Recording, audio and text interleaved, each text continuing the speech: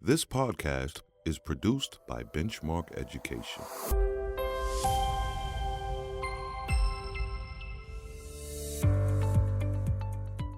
Teaching during the coronavirus pandemic is hard. So is learning. But there are always books and stories and songs. There is beauty in language and art and expression that can connect us. And when you read aloud with children, there can still be joy. I'm Kevin Carlson, and this is Teachers Talk Shop. This isn't a new normal. This is a new opportunity to expand our learning. That is Dr. Adria Klein, Director of the Center focused on Early Literacy Intervention at St. Mary's College of California. She is a reviewer for the professional journal The Reading Teacher, is a former president of the California Reading Association, and she has served on the International Literacy Association's Board of Directors. Adria joins us today with author and educator Patty McGee to talk about read aloud essentials from any distance. Patty had planned to begin the conversation asking about the value of read alouds, and she did. But first, a little story about distance learning and how teachers adapt. It's incredible that you have made it here. It's important to tell everybody before we get started, like the kind of mountains you just moved to be here. Thank goodness for distance learning. Power went out about 20 minutes ago all over Southern California. It's been storming since middle of the night, and I thought we were all set. The computer was set up. Patty and I had chatted on text, and then beep, and everything's out. Internet, power, everything. So I used my phone that was fully charged. Good advice, friends. And we can do distance learning and share all about reading, all about literacy in all kinds of conditions. And I want to be loud and clear about the value of read alouds during this time being one of our most important considerations within all lessons, all learning, all homes. We'll get to the rest of their conversation after the break. Looking for more information about distance learning? Benchmark Education has created resources to support teachers, students, and their families, all developed specifically with remote teaching and learning in mind. Learn more at benchmarkeducation.com. When I think about the read aloud as the first experience most young children encounter, and that includes storytelling in all cultures, but the idea that we are interacting through language to lead to literacy. The idea that language is the propeller for kids, whatever form, whether it's sign, whether it's sharing art, photos, whether it's telling stories, whether it's cooking like I did as a young child and hearing stories about baking bread from my grandmother. That's all part of what I'm going to call the umbrella of read aloud. It isn't always a book. It is media. It is sharing pictures. It's drawing a picture and telling about it. It's labeling with very young children, and it is still interpreting if you're an adult. So it spans the grade levels. It reaches to all cultures. It allows voice. And to me, those are the key values. And the reason read aloud isn't about minutes or time always. It's about connecting. It's about learning together. It's about sharing language. And that connecting part too, even as an adult, I love to be read to, whether it's live or on Audible, especially if it's the author who wrote the book reading to me, right? It's like you said, it's ageless. So we're going to zoom into talking about books, even though we know that read aloud can be many things. But if we kept it to those many things, we would be here till your phone battery ran out. So instead, let's just focus on books. How does a parent or a teacher go about picking a read aloud? The opportunity to pick a book is as much about the child as the adult or the caregiver or the brother or sister reading to the child. It is about the child's interests. So oftentimes I tell the story that my son loved trains and I wasn't a fan of trains. I ride them. I like train rides, but I didn't read many books about him. So I went to all the classics, and then I found a lot of board books when he was young, hard cardboard books. And then I found more and more about the history of trains and about the people, the biographies of different people. And so I picked a book because of his interest. I picked a topic because of his interest. Now I have interests, and I want to share my book joy. And that book joy is meaning that I pick. And that opportunity for me to share a book because I love it is also important.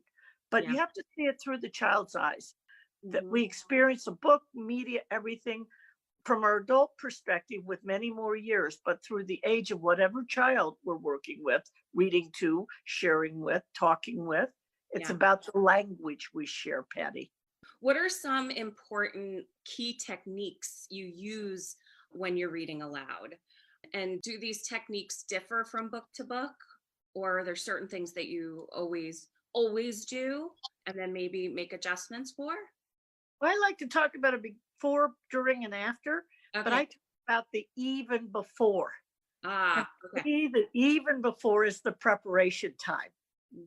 And that's not right before you're with the child and talking before you start reading. This is the even before tips.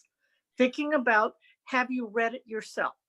Now, I don't mean you have to be the best reader. I mean, you can even talk about the pictures if you're working across languages and possibly translanguaging to talk about a book in a language you don't yet haven't acquired. So I'm not just talking about rehearsing the reading. Even when I read out loud and I'm comfortable reading and have rehearsed, I'm going to miss a word or two. That's normal adult caregiver reading. I'm not going to be so precise. That's a consideration of the even before. But if there's a tricky page, a sound effect, I might rehearse it a little bit in the even before. I know it's tricky for me, and I really want to share that. I think it matters to pause more often. And so I might plan when I'm going to pause. Now, I don't want to interrupt the story, but sometimes I just want to pause for more lingering on the art. And I can pre-plan that. So that's the second tip. Whether I'm reading in a distance or I'm reading with someone right next to me, the even before doesn't get considered. I am not writing everything out. I'm not writing an extensive plan, but I'm looking at highlights in the book. If there's a book jacket or a blurb or inside information about the author, that's something to think about even before you sit down with the students or share on a distance platform. So those even befores, we talk about before, during, after, but to me, the preparation for college teachers, caregivers, grandparents, cousins, older brothers and sisters is to notice some things about the book even before you sit down. And that's a general tip. The jacket, if there is one, the audiobook, if you're going to share an audiobook, which is part of that, you might want to listen to it and decide where to pause the audio. And all of those are even before tips, Patty. After the break, Adria talks with Patty about the before, during, and after of read-alouds. Have a topic in mind? Visit us at teacherstalkshop.com and submit your topic idea. Or need an answer about a teaching practice or the podcast? You can email your questions and topic ideas to info@teacherstalkshop.com. How about before, during, and after? So before refers to when you sit down with the child or the children or work with a class or are online with your students coming in at the same time, or if necessary, watching a recording later. We talk about synchronous and asynchronous. Synchronous at the same time runs much like the classroom, whether you're distance, whether you're sitting on the couch side by side, whether you're gathered on the carpet in the classroom. And that before means you're setting the stage. Think about a concert, think about a play, think about a movie. The lights go down, the music comes up, and that's what you're setting the stage for in a read aloud even before. Share your joy, share your reason for picking the book. Give them some choices about even reading straight through or stopping. Those can be interactive and engaging in any platform or environment. It's not about your control, it's about sharing the page. How about during the read aloud? Oh, now during has so many opportunities. I think we might overwork it, like overworking dough when you're baking bread. We might want to read it all the way through for enjoyment. Yeah. We have to think about the length of the piece, including chapter books. You've done so many great read-alouds, as has Wiley Blevins and Eileen Robinson on the Raycraft read-alouds. Yeah. And I think that you have to make decisions when to stop, when to pause, when to turn pages, when to let just the language flow over you. And that's a dance. It's like maybe a serve and return in tennis. There are pauses. There's that hesitation. That can be thought about, or it can be based on the reaction of the listeners, group, classroom, online. I just like so much to consider it music, movement. And I think that takes time. Anybody should share a story. And I'm a storyteller who repeats lines. When I'm reading aloud, I often will say, this is my favorite page, get ready, because I'm going to read it to you twice. And that's the before. So those are some tips for interaction and, again, sharing joy of literacy. Maybe this happens to you also, but sometimes when I do prep the book and I'm thinking about where I might want to stop, it's also kind of when it's happening, there's almost like a little bit of improvisation going on, right? Like I had planned on that spot, but it just doesn't feel right now. Or I had it planned on that spot, but it feels important to pause and talk, or pause and just let it settle in. So I think, there's that go between the planning of what we're doing, and then also like in the moment making those decisions. I think you speak from experience, Patty, Yes. because I think you've given another great tip, because we're watching the listener. We're seeing it through their eyes. That's what you just described. Yeah. And your pre-planned notion might have to be flexibly adjusted. Yes. And I think the key word on any platform, one-on-one, on the couch, on your lap, regardless, is flexibility. And what do you do after, when that has is done or a book is done? It's never done, number one, because I've said to the students, the children, my own granddaughter, would you like me to read it again? That's a choice. And with a short book in particular, she often goes, yes, please. This is a human interaction. And if the child says, I'd like to hear it again right now, you can't ever read it again too many times. Have you ever listened to a song more than once? Right, of course, right? So the music of the language of the book can be, and poetry in particular, can be heard many times. Every time you hear or listen or engage in a read aloud, it is a new experience. It is. I tell my teacher colleagues that if you use Post-it notes with a few prompts for yourself, take them out of the book every time you read it and make new ones. Because each time, each year, each group of students, the experience of what they need might be different. One time I taught a class and there were 17 boys and 5 girls. Now I had, with the second graders, needed a lot more animation. Yeah. And so consequently, what I did last year with the book with one group of kids is not what I might do with the book based on this. So it's situational. Just like media and distance learning, it's situational. Live time in the classroom. I even have pre-read it with my English learners. I did read Stella Luna to my class, but I read it ahead of time. I got such rich conversation as a pre-read with a small group to my whole read with the large group. I got so much more engagement as a pre-teach, pre-read strategy. Again, we're talking flexibility, and certainly the book's always available for the children to browse through after. Coming up, some final thoughts and a big idea from Adria. That's after the break. If you're a teacher, Benchmark Education invites you to select the free ebook library of your choice, specifically curated for families and educators to use at home. K-6 English, K-6 Spanish, or K-6 dual language. Each is supported by a free, idea-packed, at-home family guide.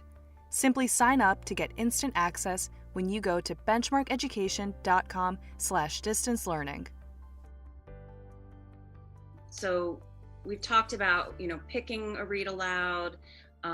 We've talked about how important it is for read alouds, no matter what type of read aloud that is. We've talked about the even before, during, and after. And we've talked about that theme that keeps coming up, flexibility, and just really being present with those that you're reading with. And right now, for so many, reading aloud is on a device of some sort, right? It might be on any platform that the teachers have been using to connect with their students. For parents, that's a little bit different, but I thought we could just end our conversation with some tips on making this authentic read aloud, as you've talked about, still feel really real and connected to the students when someone is using a device to do that. That's an important connection. In class yesterday, because I teach the college level and we're still fully in session through distance learning, one of the things I learned yesterday, just yesterday, I wanted to share.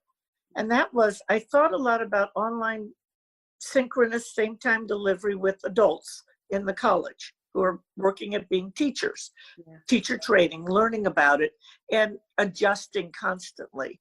Yeah. And we learned yesterday, Patty, I learned certainly from them, that it was as important to think about what I'm taking away from being online that would impact my face-to-face as much as making face-to-face look like online. I want to put that out there as a big idea because this was new learning for me. We did things yesterday with chat, with draw, with sketching, with sharing our drawings, with writing while taking sketch notes, storyboarding with the 5th grade, where I'd pause and they could quickly sketch what had just been their interaction. The interaction feeds both ways. And I think I'll be a better face-to-face reader by the things I learned just yesterday on distance learning, sharing a book. Reading isn't about sitting still and being quiet, even in the classroom. Kids might want to sprawl on the carpet. They might want to draw. My 5th graders actually were more engaged if they could do sketching on a storybook board, 6 scenes, and then they could write about the scene they sketched that was their favorite. Same way in conferring, when I work with a student after read aloud, I ask them to tell me what was their favorite part of either a book I read or a book they read that I may not have read. We have to open up and learn. This isn't a new normal, Patty.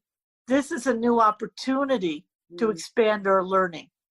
All the things we're learning that we would take to face, and all the things we're learning we take online, they're an exchange. They're not an either or. It's a both. And the both has taught us a lot in the last 3 weeks. Well, thank you. And I so appreciate you taking the time to connect here. I am always grateful when you can share your wisdom. With me personally, I'm always grateful, but I also just admire so much how generous you are with sharing all you know with others. It's just such a gift to educators and parents and students. So thank you. That's so kind. I'm going to interrupt your thank you and say, you've taught me what we are as learners and teachers for each other. We're all learners, we're all teachers, and you exemplify that, Patty. Oh, thank you so much. Thank you to Patty McGee and Dr. Adria Klein for sharing their thinking on read-alouds at any distance.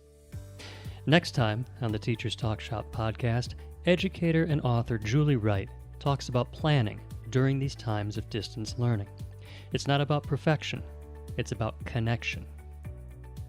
If you like what you hear on the Teachers Talk Shop podcast, please leave us a review and a rating wherever you get your podcasts. And let other people in your professional network know that you like the show. We are all learning together. Thank you for listening. I'm Kevin Carlson.